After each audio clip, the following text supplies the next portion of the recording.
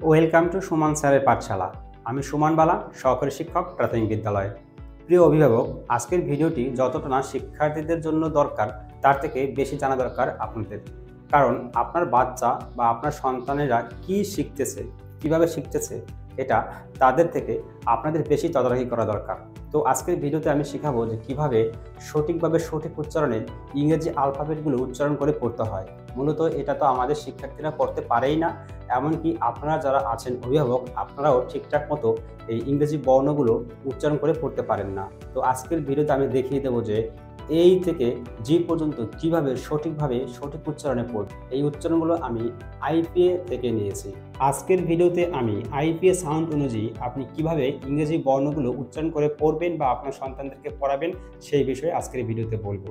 তো ভিডিওটি মনোযোগ দিয়ে দেখবেন, আর ভিডিওটি যদি ভালো লেগে থাকে অবশ্যই আপনার বন্ধুদের মধ্যে শেয়ার করে দেবেন যাতে সবাই এই ভিডিওটি থেকে উপকৃত হতে পারে। আর একটা বিষয় আপনাদেরকে বলতে চাই ভিডিওটি শুরু করার আগে, কারণ আমি প্রথম এই ভিডিও করা শুরু করেছি, যেহেতু আমি একজন শিক্ষক, আমি চিন্তা ভাবনা করছি পরবর্তীতে আরও ভিডিও আপনাদের জন্য নিয়ে আসবো। আর আমাদের বাচ্চারা কিন্তু ইংরেজি পড়তে পারে না, বিশেষ করে দেখবেন, একটু ভালো করে খেয়াল করে দেখবেন, এটা পড়তে না পারার অনেক কারণ আছে।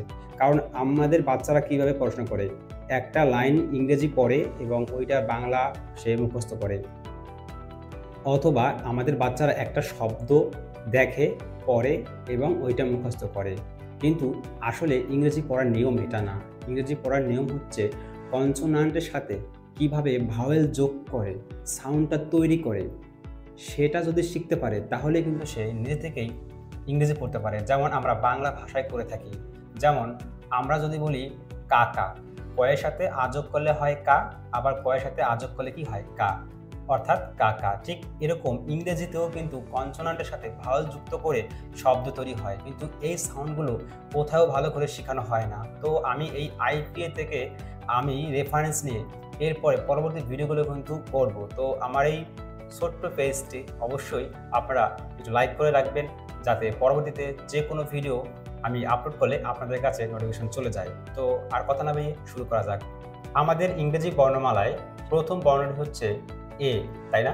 এটাকে আমরা এ বলি, ছোটবেলা থেকেই বলে আসছি। কিন্তু আমি যদি বলি এটাকে এ বলা যাবে না, আসলে এইটার আইপিএ সাউন্ড হচ্ছে এই, এ ই, এই।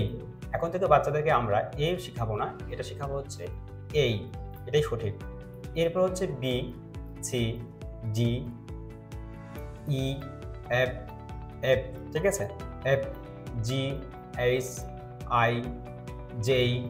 বিশেষ করে আমরা এটাকে বলি জে, কিন্তু এটার আইপিএস সাউন্ড হচ্ছে জেই, জেই।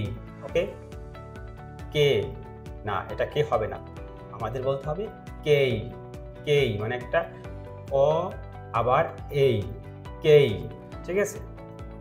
এল, এম, এন, ও, এটাকে আমরা বলি ও।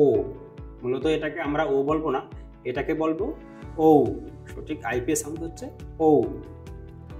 পি, পি, যখন আমরা পিটা বলবো তখন এরকমটা বলার চেষ্টা করবো, P, P. Okay, Q, R, S, T, U, V, W. এইখানে আমাদের ভুল হয়, ডাব্লিউ, অনেকে আমরা ডব্লিউ বলি, ঠিক আছে। মূলত ব্যাপারটা এরকম না, এটা সঠিক আইপিএস সাউন্ড হচ্ছে ডাব্লিউ, ডাব্লিউ, ঠিক আছে। এক্স, ওয়াই, জেড, নো, আমরা জেড বলবো না, আমরা বলবো জি, জি বলবো, এটাকে জেড বলবো না। কারণ আমরা অবশ্যই যে কোনো একটা ল্যাঙ্গুয়েজ আমরা ফলো করব, হয় আমরা আমেরিকান ল্যাঙ্গুয়েজটা ফলো করব অথবা আমরা ব্রিটিশ ল্যাঙ্গুয়েজ ফলো করব। যেহেতু আমরা আমেরিকান ল্যাঙ্গুয়েজটা ফলো করি, আর আমেরিকানরা এটাকে বলে জি আর ব্রিটিশটা বলে জেড। বিশেষ করে আমাদের শব্দগুলো যখন আমরা বলি, শব্দে যখন এই জেড বা জি থাকে তখন কিন্তু আমরা ম্যাক্সিমাম জি সাউন্ডটা বলি। তো আমাদের জি বললে এটা ভালো হয়, যেমন জেব্রা, আমরা কি বলি জেড, এরকম কিছু বলি না, এরকম বলি জি, যে সাউন্ডটা আমরা কিন্তু জি সাউন্ডটাই বলার চেষ্টা করি, আমরা জেড সাউন্ডটা বলি না। সো আমরা আমেরিকান এই জি বলবো। তো আশা করি ভিডিওটি ভালো লেগেছে, অবশ্যই একটা কমেন্টে জানিয়ে যাবেন।